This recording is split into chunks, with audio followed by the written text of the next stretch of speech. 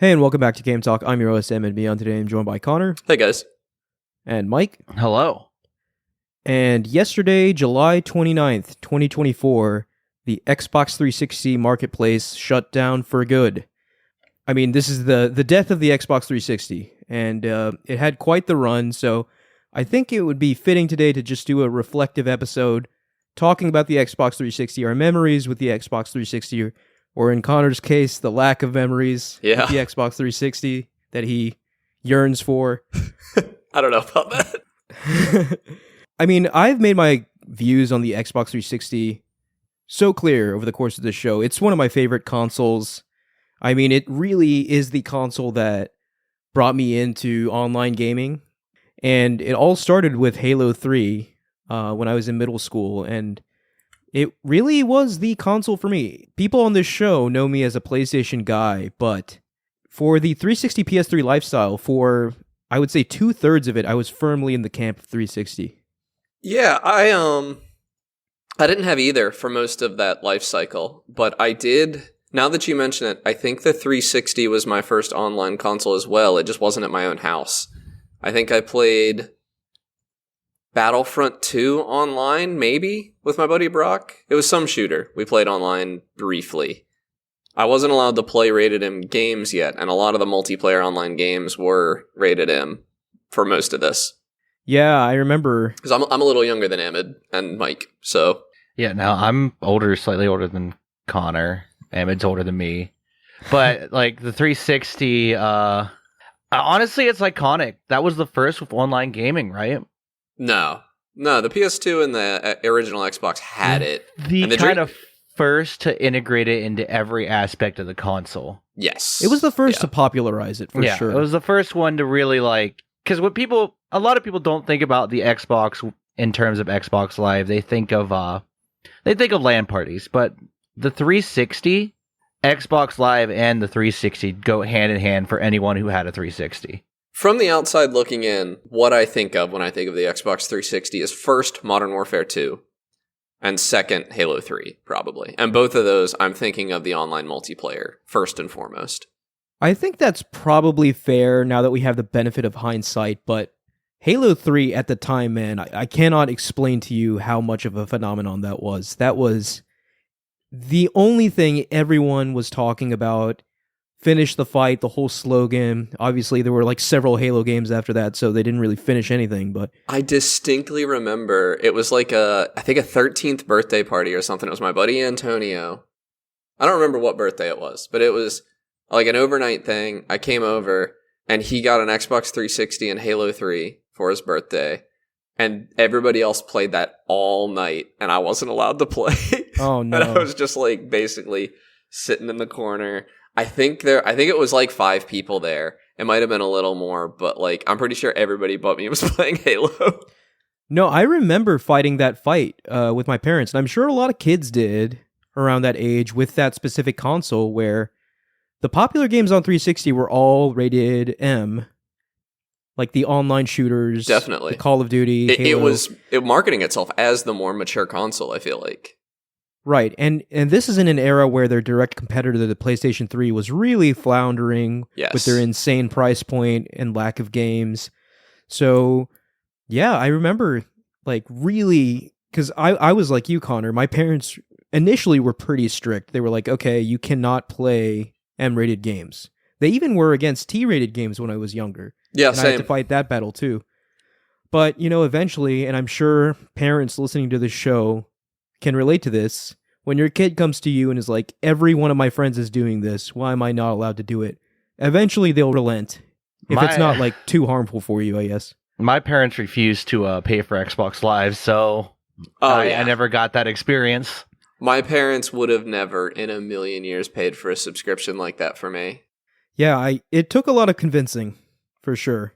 So that's interesting. Mike, you had a 360 but no live. No live, no internet connection on it, actually. So I was playing like day one patch games. Interesting. But back then, that wasn't necessarily the end of... Well, yeah. No, because you'd have played day one patch Dark Souls. Yeah, that would have been bad. But I remember back then they still sold like DLC on disc that you could go to the store and buy. That's how I bought half the Fallout 3 DLC or most of the Fallout 3 DLC was on a disc that also installed Xbox title updates. That's fascinating. Wow. Really kind of at the nexus of two eras there. That console. Some games would not play without a title update, and so you'd have to title update from disc. So there were wacky ways around this. Like you'd get a new Halo Reach came out, and you had to get the new Xbox experience, or else it wouldn't let you play Reach. But did the disc have the new experience on it? It did. That's so fascinating to me. I So never experienced the disc this. included like an OS update for Xbox along with the game. Wow. So I knew about retro, calling the 360 retro. I just hurt myself a little bit. It absolutely is, though. But at this point, I'm fascinated with retro updates.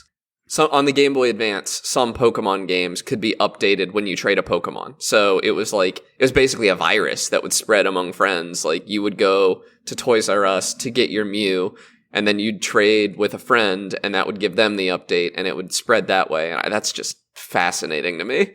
Yeah, you had to get crafty to distribute updates before the days where every console required internet access. Yeah. No, yeah, and I do yearn for those days. They were fun days in an era where not everything was everywhere. Not everything was ubiquitous. Developers had to come up with creative ways to do the whole online thing, and it's an era that we'll never really get back, just due to the constraints that were present at the time. It's a novelty now, yeah. It is a huge novelty to me that the Analog Pocket does not have any way to connect to Wi-Fi or Bluetooth. It has no wireless connectivity at all. All it plays is like Game Boy games and stuff, but it is fascinating to me to have a console that feels kind of modern in my hands, but doesn't do internet at all. Yeah, but that era of time in the late 2000s, Xbox 360 was on top of the world. And I distinctly remember playing all of my third parties on 360. So 360 is where I discovered Assassin's Creed. 360 is where I discovered Mass Effect. 360 is where I discovered the Batman Arkham games. So for the longest time, those titles, and granted, Mass Effect was actually only available on 360 for the longest time. Yeah. It was a 360 exclusive. But yeah, those franchises for the longest time, even well into the PS4, Xbox One generation, in my mind, were associated with Xbox, because that was my first exposure to those. I want to point out something that I just remembered. Xbox Live Arcade was a really novel thing at the time, kind of kickstarting indies into the mainstream. It did. Before this, indie games existed, but they were usually a free download on PC. There was really not a great way to make money. There was no great distribution network here.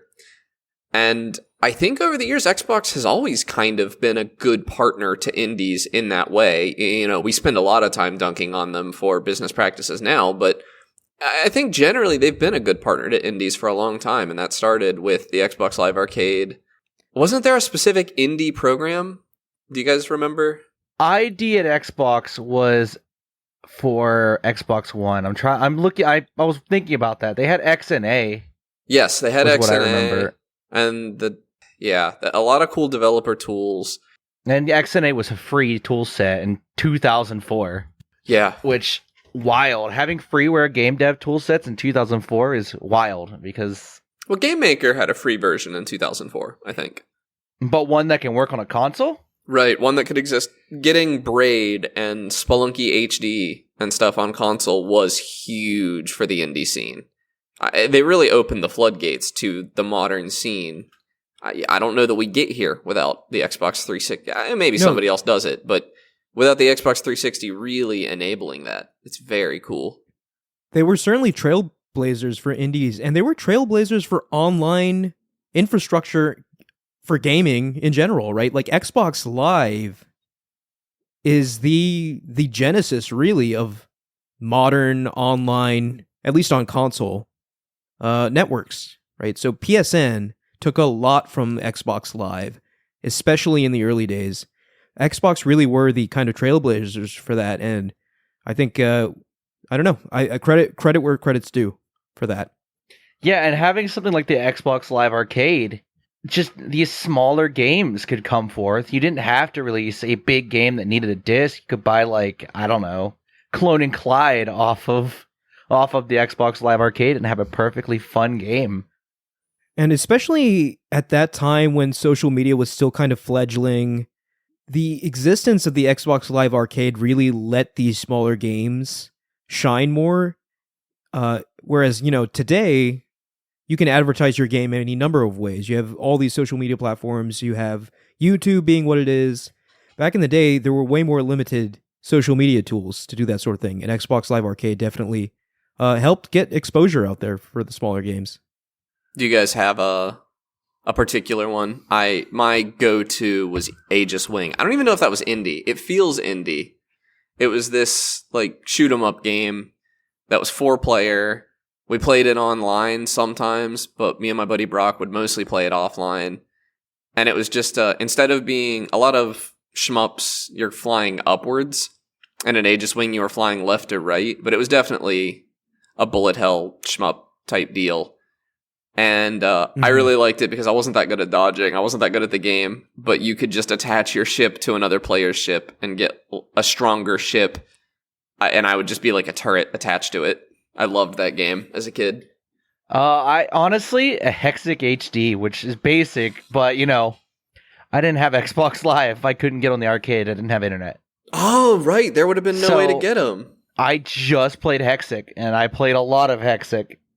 Man, an Xbox 360 without internet has just so many implications. That's so fascinating. That's such a fascinating, like a niche right there. Yeah. A use case that Don Matrick cannot fathom. Right, yeah. I mean, today's consoles, you can look back and you think, oh, wow, no internet? That can't work. But they made it work back then. Games worked generally on release. Like, they weren't terribly broken. Like, you didn't need a day one patch for the game to run.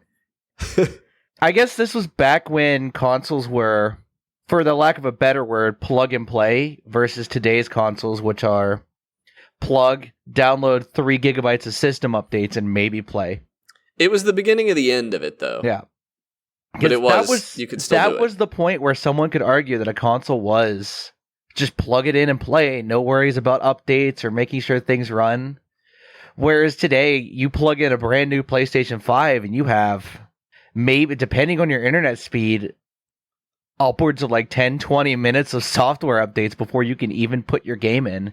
Right. I've heard the common wisdom on a lot of modern consoles when parents are buying them for kids is to hook it up ahead of time, download the updates and everything, and then repack it up. Yeah. I would have hated that as a kid. That would have been miserable. Yeah, that's crazy. There's something to be said about when you boot up a new game for a console nowadays, and you have to download a title update.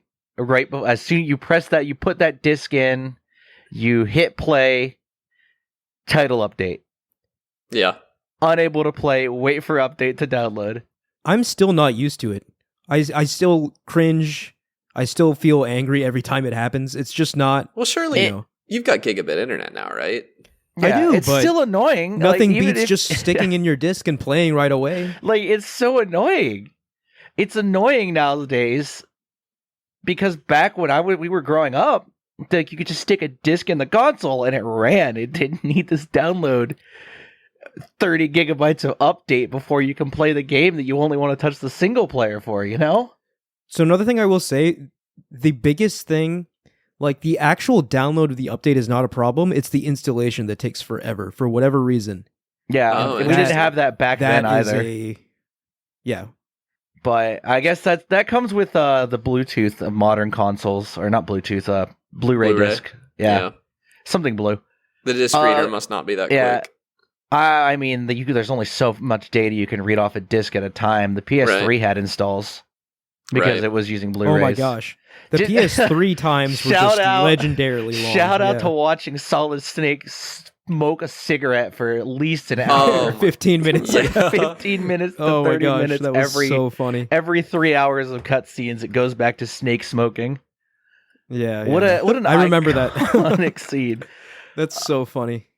The 360 didn't have that issue, but the 360 had a separate issue of some games were on 2 discs. Well, right, because 360 used DVDs and not even HD PS DVDs. It was just DVDs. PS3 had Blu-rays, right? Yeah. Xbox did put in effort on HD DVDs though with their HD DVD player, and I don't even know if you can find one of those anymore. Oh my gosh, this is a. I'm remembering so much stuff right now just because I'm thinking about the Xbox 360 for the first time in so long. But there was also this new concept of downloading media other than games onto your console. I remember owning a few episodes of Family Guy on my Xbox 360. And it was like, looking back, that's so weird. But I remember when I was a kid.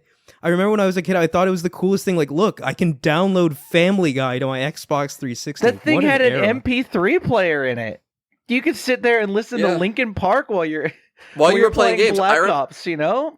I remember thinking, because I always played with my buddy Brock, and he would always he had a flash drive. I think it was full of music his brother had pirated or something.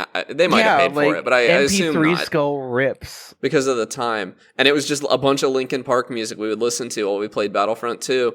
And I remember this is the first time I ever thought of like industry trends. And I thought, oh man, they're not going to include soundtracks in games a few years from now because everybody is just going to play their own music. Man, that was a lie. Thank goodness that didn't happen. That was a lie.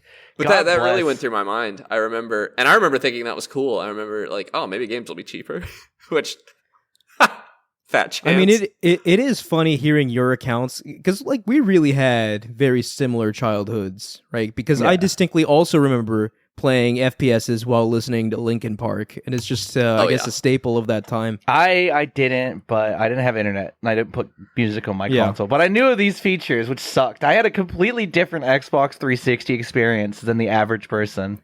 Yeah, that's fascinating. I think that's a weird. It's bizarre. Yeah, I was just gonna ask, did you play Halo 3 then when it came out? I did play Halo 3 close to when it came out, but my experience with Halo 3 was relegated to the campaign with my brother, with my little brother, and my stepdad. I mean, that's time. still a great experience. Yeah, like still fantastic games. I fell in with loving with the games without multiplayer.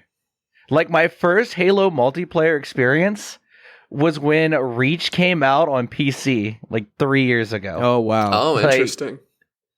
And maybe Halo Infinite, as well. But there was like split screen multiplayer that I'd play with other people at times, but it wasn't the same level of like the Xbox Live parties.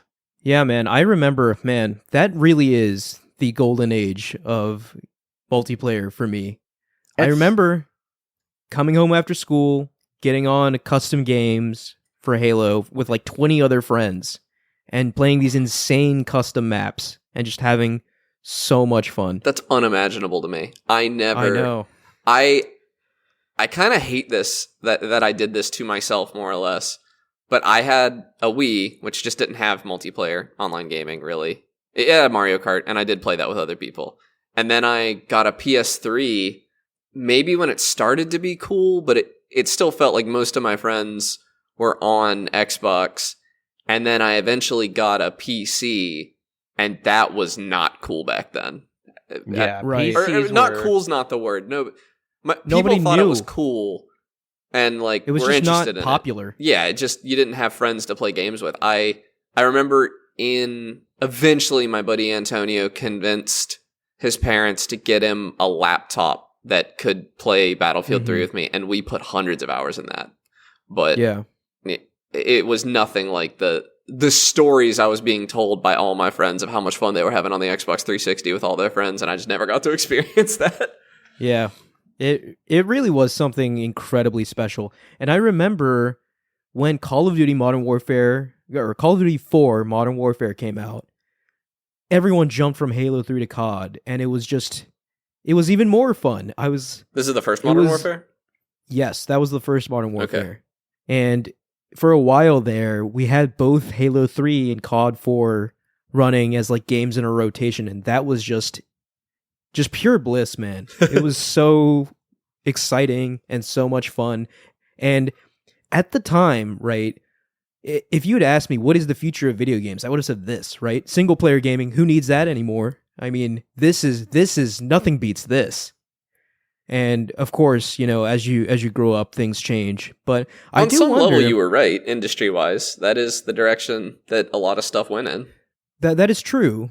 But I do wonder if all of those friends had stuck around, if we kept playing Xbox, would my tastes have changed growing up? Because I think there's a very real chance they would have, because a large part in me not playing multiplayer games anymore, or just falling out of favor with multiplayer games, is just not having the people to play them with. And then I just sort of gravitated back to single player games and discovered Uncharted, and that really was the beginning of the end to my attachment to the 360. I really do remember, I almost never touched my PS3. On a whim, I bought Uncharted at a store, and that I just fell in love. I had a very similar experience. I threw a weird era this was. Someone opened an internet cafe near Charleston, West Virginia, and I threw a birthday party there, and They had Uncharted 1, and me and my friends checked it out and took turns playing that for a little bit. We ended up moving. They had a LAN party PC setup. We ended up moving to that, and I think playing Minecraft or something. I'm forgetting what year this was. But I had to have Uncharted after that. I was obsessed. Yeah. They didn't. I don't know if they had a 360 there. And it was incredible that I'm talking about Uncharted 1. That was the one that really... And that's the bad one. Yeah. I mean, but at the time... Yeah, by any fair metric. At the time playing it, you were playing it, I was like, I've never played anything like this before. Wow. And it sort of broke the spell that multiplayer gaming had over me. But even... for the duration of the 360's life cycle, at least until I went to college, I was still using it all the time to play online multiplayer with my friends.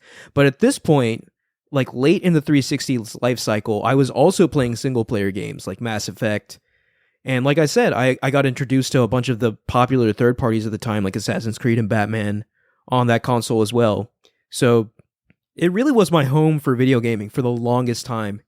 And it really kickstarted, I guess, my...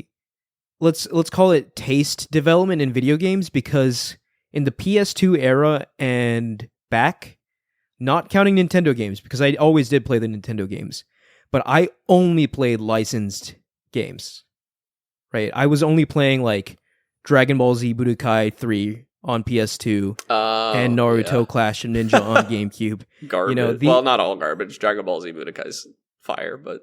Yeah, but these are kind of more limited games, and they're all the same, right? But I just kept playing them over, actual games that I probably would appreciate way more today. Actual good games. The 360 was also the swan song for licensed games, I feel. Because you don't see them as much nowadays. You don't see movie tie-in games, you don't see they're on mobile cartoon tie-ins. Yeah, they're just on mobile. They're like a cheap Match 3 mobile game nowadays. You're not going to get another Transformers War for Cybertron or B-Movie the game or G-Force the game. Right. Yeah. You're not going to... You don't have these games anymore. No self-respecting movie studio is going to pay a games company millions of dollars to release a Toy Story 4 the video game, Yeah. I'm sure that exists, though. I bet if I Googled it, I would find it. Googling it right now. Toy Story 4, the video game. But yeah, no, I remember there being a bunch of licensed games on 360 as well, and I dipped my toe in those. I remember playing a Naruto game on 360. I think it was Naruto Rise of the Ninja, and it was a Naruto game developed by Ubisoft. So it was a kind of a weird combination. I know this. It was pretty good, wasn't it?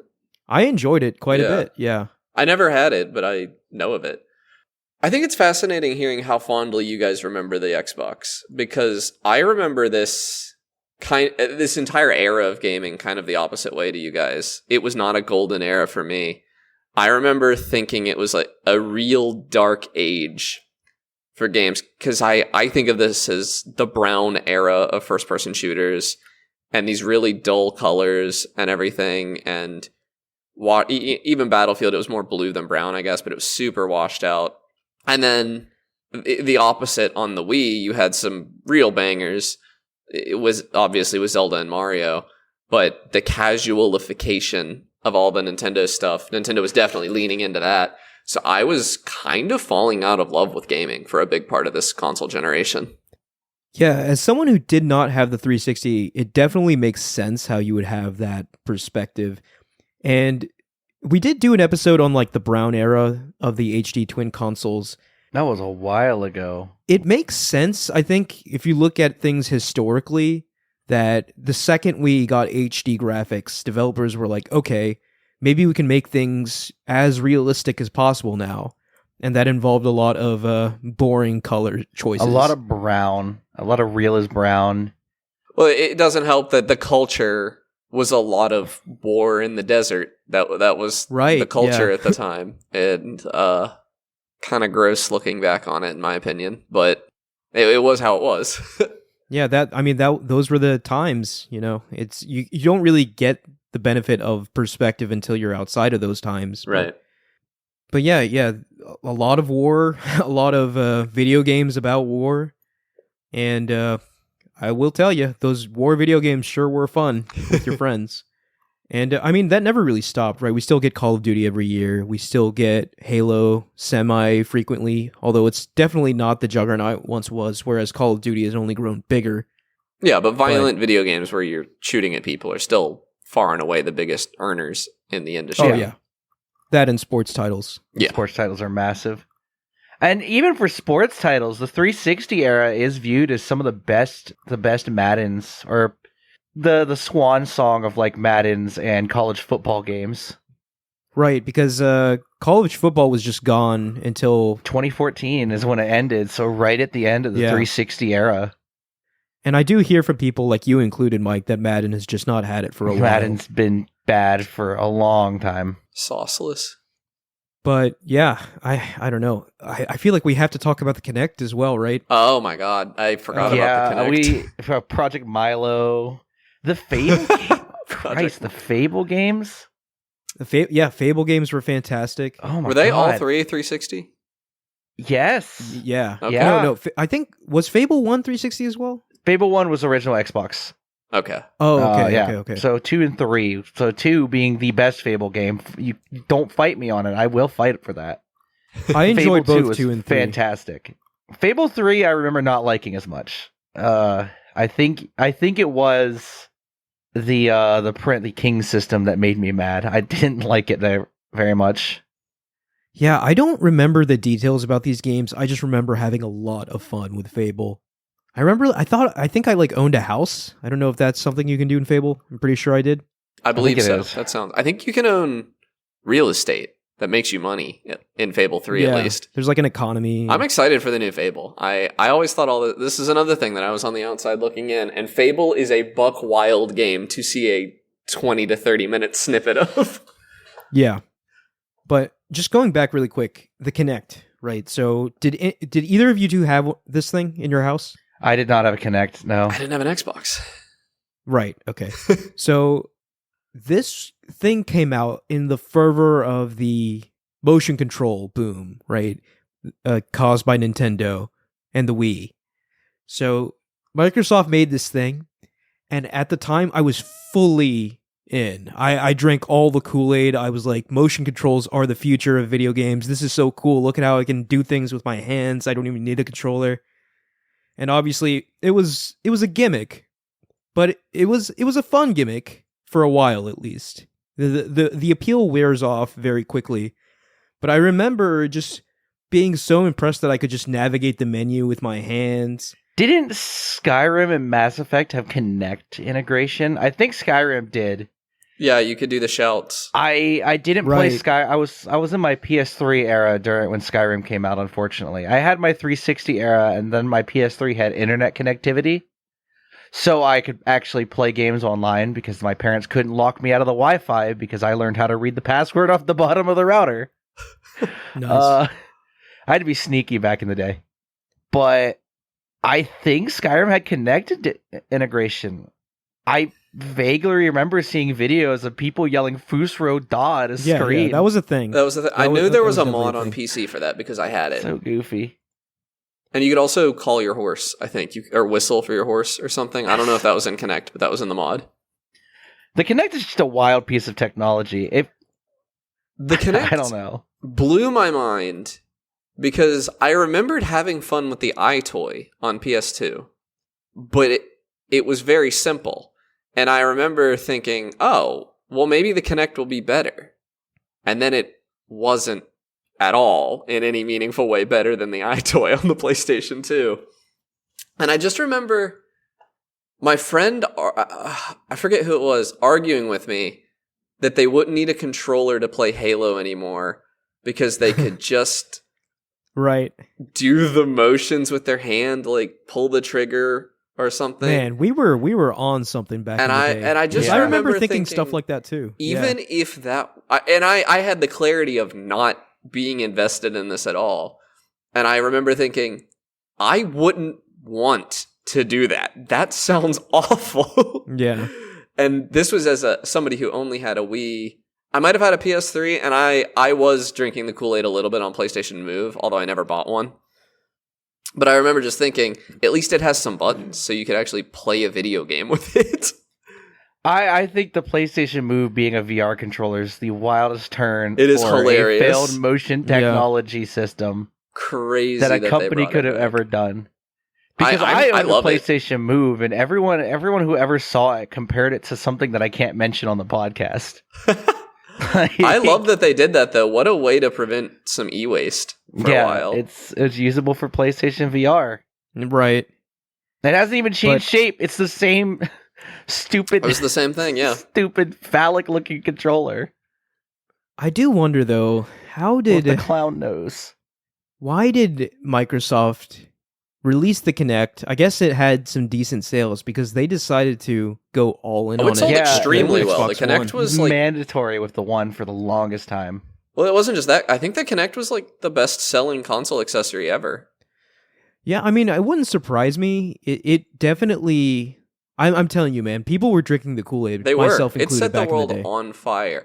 Well, I mean, I imagine investors had to be Oh, they'd be crapping their pants. yeah, looking like at that losing thing, you their know? minds with hype because of how popular the Wii was at the time. And this was an opportunity to kind of get in on the ground floor of that in a way that they really just didn't have the opportunity to with Nintendo. Yeah. It was that push to open gaming up to everyone that, because your grandma was playing Wii Bowling with you, and people saw that and were like, okay, this is the direction we want to push gaming in. The blue Just ocean. Yeah, right.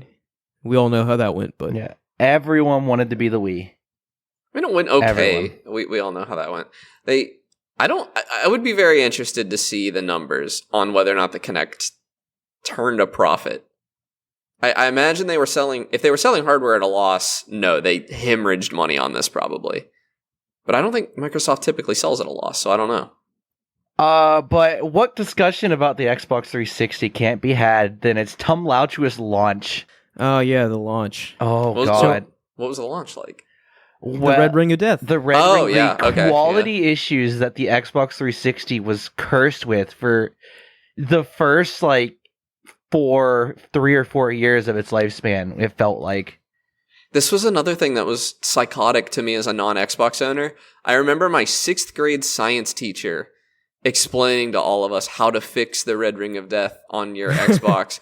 And he was That's like, so funny. okay, so first you want to turn it on until it gets really hot, and then you put it in the freezer for overnight. And I was just like, this is the stupidest thing. Yeah, you want to I've reseat ever that solder. heard. Granted, that knowledge did help me fix a laptop at one point in my life. It's Or not all fix, that but solder and everything that they was subpar cooling because they rushed it out the door to beat Sony to the market. which The kind gambit of worked. paid off. It worked really well. The Xbox outsold the PlayStation in everyone's minds for Everybody had to buy 2. Yeah. I don't know Yeah. anybody who only had one Xbox. I Of had the people I know, 2. of the people I had two. yeah, I don't know anyone who was bought into that ecosystem and was still on the original Xbox 360 by the end of the generation. It was unheard of. Yeah. The only exception being somebody who joined in really late with an Elite or something, the black one. I remember upgrading to an Elite, and I thought that was getting the the slickest Elite was- console. It does actually still look kind of sick. I don't think I owned an Elite. I just owned the first refresh It is the sexiest console Xbox has made so far. I think all of the others are... It's a great looking console. I think the second is the Series S. I actually think the Series S looks pretty cool.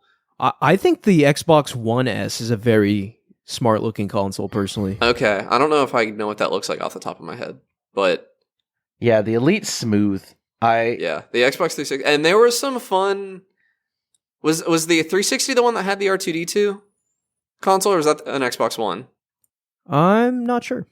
But yeah, I remember getting the Xbox 360 Elite, and it just looked futuristic. That's what I remember when I first got it. And I really do regret, because I regret selling it. I think I sold my 360 Elite and all my Xbox 360 games at GameStop one day for pennies. I was going to say, yeah, did you enjoy your $5? So, I mean, when you're a kid, you do dumb things. So, but. I did have an Elite. I had the Modern Warfare 2 limited edition Xbox 360 Elite. Which, nice. Oh, it was such a slick looking console. I'm looking at it now and I want to buy it on eBay. I had a friend who bought the R2-D2. I don't know if it was the Kinect bundle. That's what I'm seeing on Amazon right now. Still selling for $450. It had 200. Wow. It had a 250 gigabyte hard drive. I was gonna say this one's 320. That's actually oh my god, that's huge. Nothing yeah, nowadays. That's huge for the time. That would fit. At the time, that's every game. You could fit a modern Call of Duty on there. One modern Call of Duty. Oh wow, yeah. But it is crazy to me to think that the Xbox 360 outlasted the Wii. Right? The Wii marketplace shut down several years ago. Yeah. No, well, Nintendo's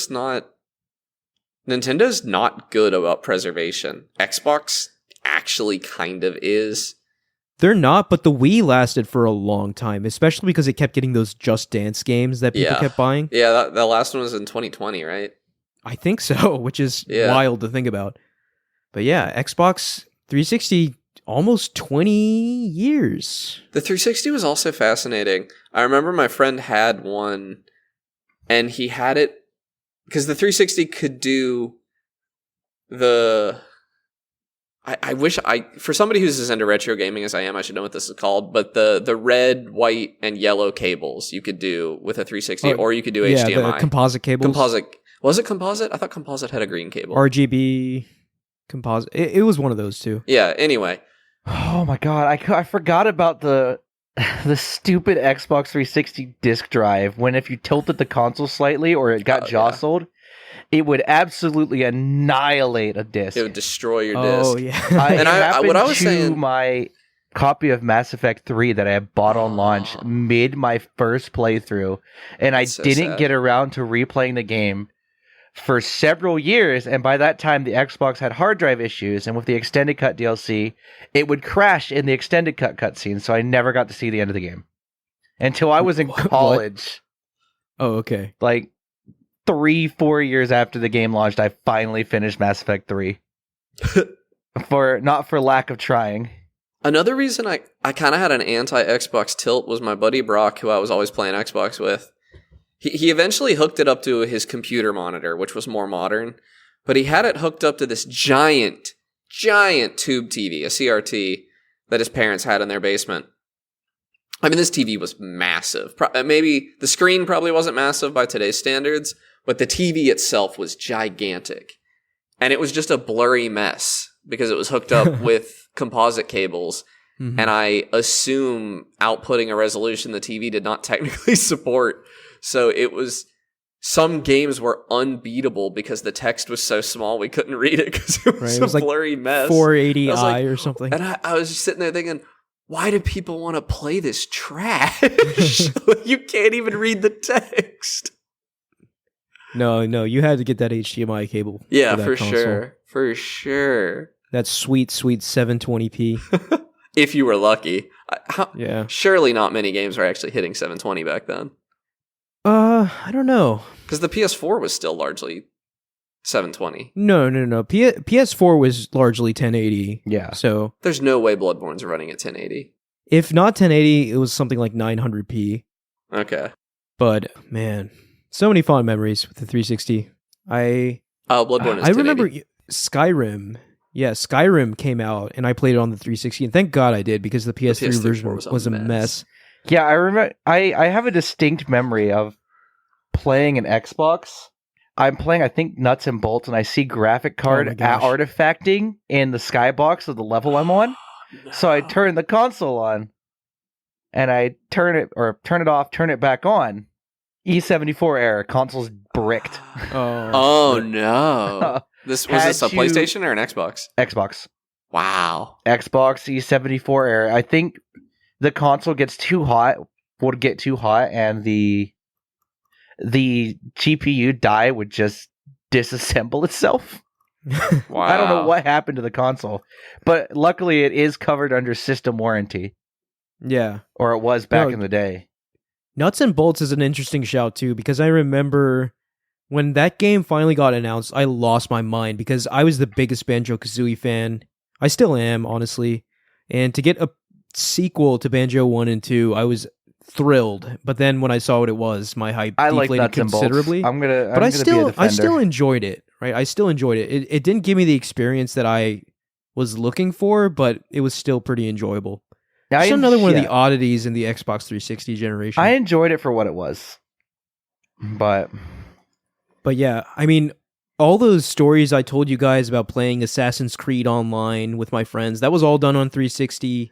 That was the era of, obviously popular multiplayer games like COD and Halo, and also multiplayer games shoehorned into single-player games, which I played all of those as well.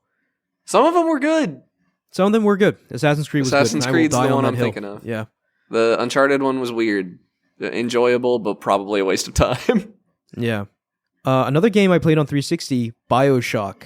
Played BioShock yeah. for the first time on BioShock. 360, and Oh god, what what game! an experience. Yeah, that was phenomenal. But man, rest in peace, Xbox 360. Yeah, Kind of wish I didn't sell you. for sure. Especially because there's not... Well, you can get them on Xbox or on Series X, which you have, but there's no good way to emulate a lot of these games. Xbox 360 emulation is not in a good place. Yeah, Compared even to PS3, which is also not in a great place. PS3 is way further along though.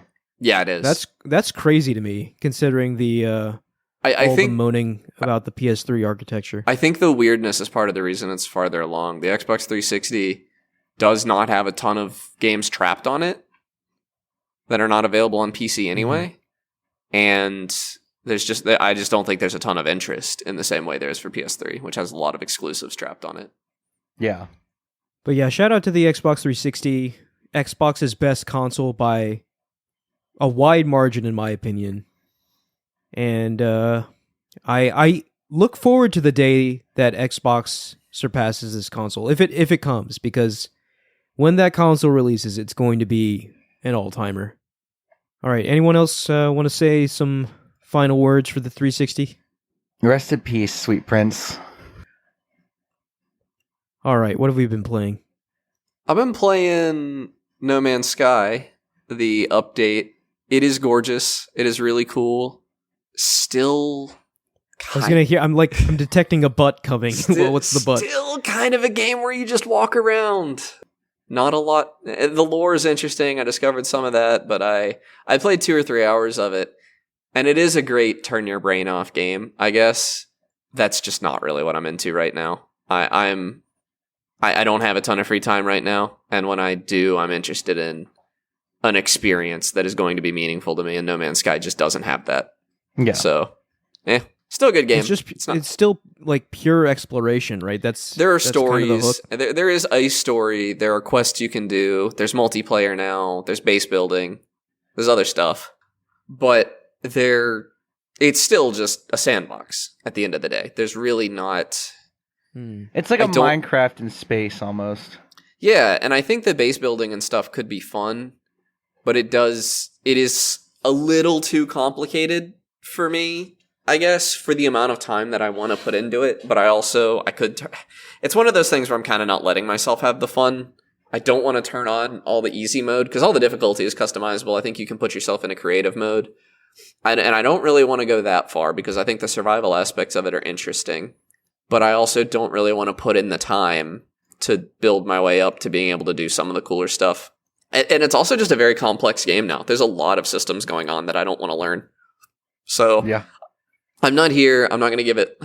I know sometimes I like to give games that I'm mad at a low score or something. I'm not going to do that. I'm not going to score it at all because I just don't. I'm not in a place right now where I'm going to enjoy No Man's Sky. So That's fair. yeah, just an interesting mature take. I am, however, after playing it, I am a little excited for Light No Fire because genuinely the visuals, the technical side of this is really cool. Also, it is one of the coolest games you can play in VR right now, I would say. Just for cool factor, not necessarily fun, but being able, like, having a game on this scale and being able to do all of it in a VR headset, including on PSVR 2, as well as on PC. Did you try that? Yeah. It's on, hooked my Quest up, played it for a bit. Super cool. And it's just the whole game. And the controls, it feels like a VR, like, it feels native VR. It doesn't feel like... That's great. A compromise. They really just did it. So, easy to recommend as a VR game. I think that's all I got for that. All right, Mike? I really haven't touched...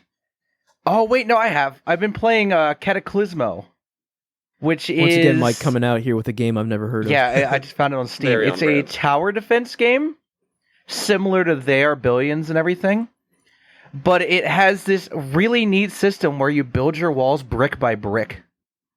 So you can... Your heart can drive you with how your walls work, and they have a nice system where the taller you build the walls with bricks, the more health they have. That's like fun on a kind of primal level. It is. It is very just fun want to build a really tall wall, stacking bricks on each other. It's all top down, but it allows like a lot of creativity in my fortress designs. Do I want to just stack a bunch of bricks, stick archers on the wall, and hope and pray that the abominations don't get through, or do I want to layer my defenses? Every unit has a height stat that determines whether or not they do better at higher elevations or lower. So archers do better 5 meters and up, and like grenade throwers need to be below 4 meters, I think, to do more damage. So I'm having fun. It's super early access though now. It just came out, I think, last week. Yeah, about a week ago. So I haven't really dug into it as much as I should have. But I definitely see potential with its unique take on tower defense, fortress building, real-time strategies. Because They Are Billions doesn't let me build my walls brick by brick and and build these magnificent medieval fortifications. That sounds cool. And once again, you are the early access Pulling guy. Something out of early access that no one's ever heard of. I'll have more. I have a bunch of early access games that I need to play through. Yeah.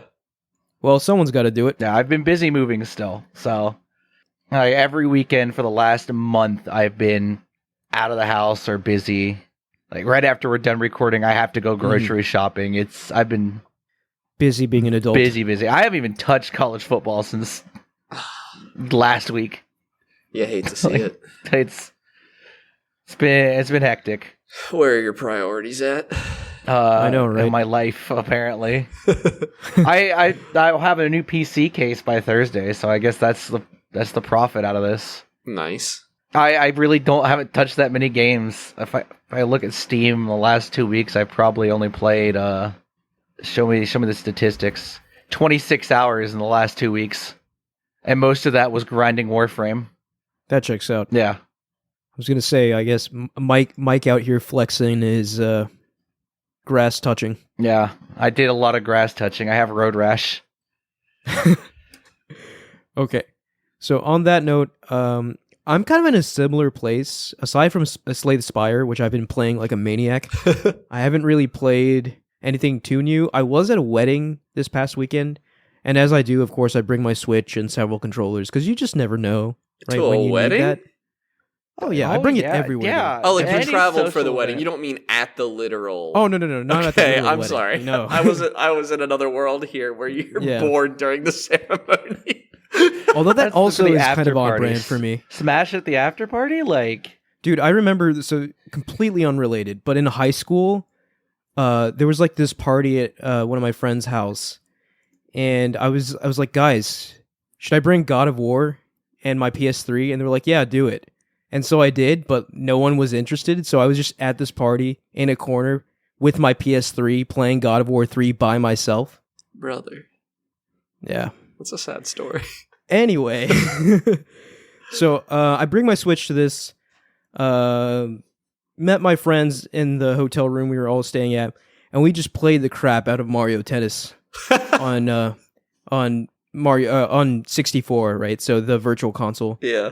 And that N64 virtual console is such a boon to me because me being stuck in my ways, my nostalgic ways, I grew up on the N64, my friends grew up on the N64, so every time we get together, we just pop that bad boy in and play N64 games. And I do have 2 N64 controllers as well that I also brought with me, so it was a very authentic experience. But Mario Tennis on the N64, I don't know if I'm just crazy or that no one just talks about it anymore, which is probably more likely, but that game is such an adrenaline rush. It's the most beloved one, I think. Yeah, I don't know. I guess I just don't hear people talking about it. I hear even, about like, in a historical context, but it had the integration with the Game Boy Color game. People were really into that. I think the people like the Game Boy Color one more, maybe. Oh, really? It had like RPG mechanics and stuff. Oh, no. So the only thing we ever do on Mario 64 is just play each other 1v1, sometimes 2v2.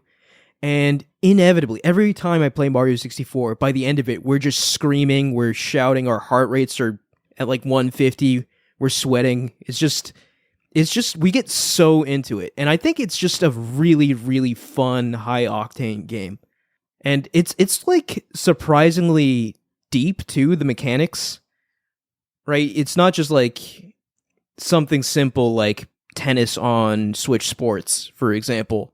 You actually have to, when you serve, depending on where you hit the ball, it goes farther. You can angle your hits. You can do slice attacks. You can strike. You can do power attacks. You can Z cancel out of your power attacks. It's like this whole thing. And it ends up being this like insanely choreographed dance of just 2 dudes unleashing on each other in tennis. It's something, man. It's a lot of fun. It's also the introduction of Waluigi, isn't it? Yeah, Waluigi's in it. I don't know if that was his introduction. That's crazy. It was a Mario Tennis game. Was his first debut, and I believe it was the N64 one, because I don't think there was a Mario Tennis on the Super NES. I don't know. Me neither.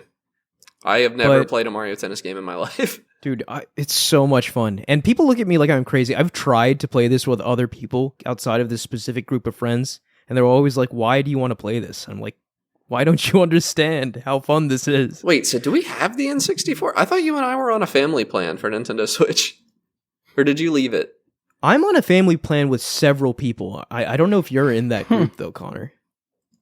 I don't think I would be, because I pay for mine and have a bunch of people in it. And for some reason, I thought there's someone with pig in their name in it.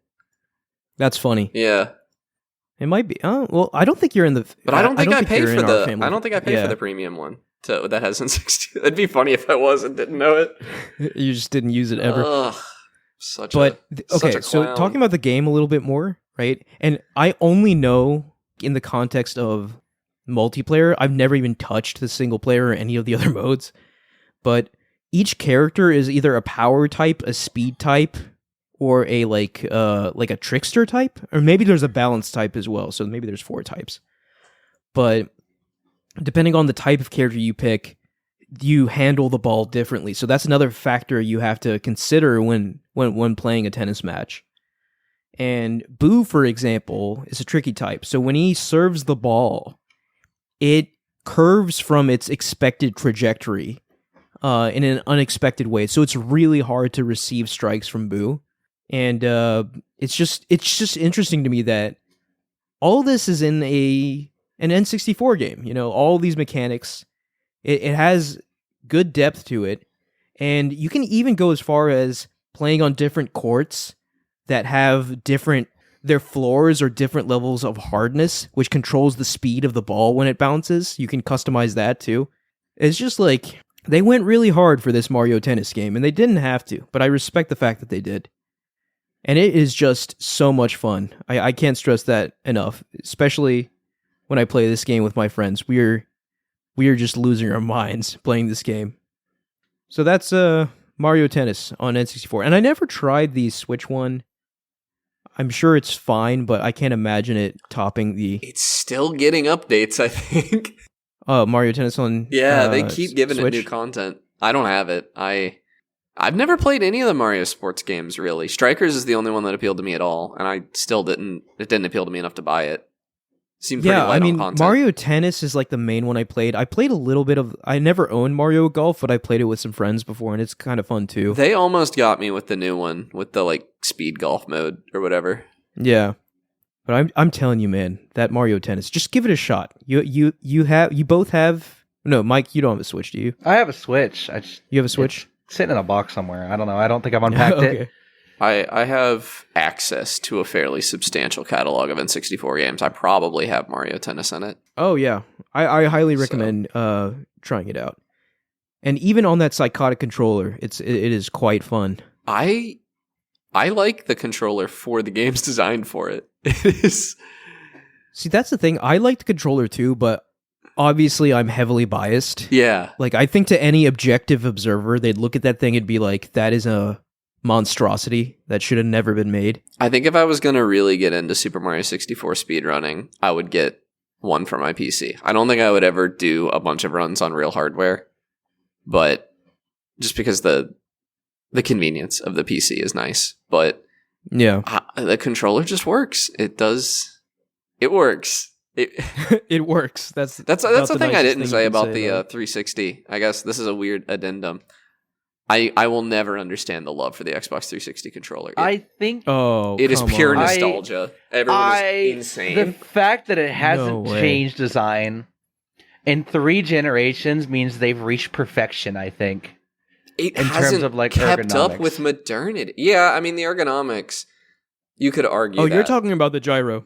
That's no, that's it's your not just the biggest thing, gyro. right? I don't like the way that I've never, even before gyro was a thing. I was a PC gamer. I had the option of using whatever controller I wanted, and it never crossed my mind to buy a 360 controller. I don't like them.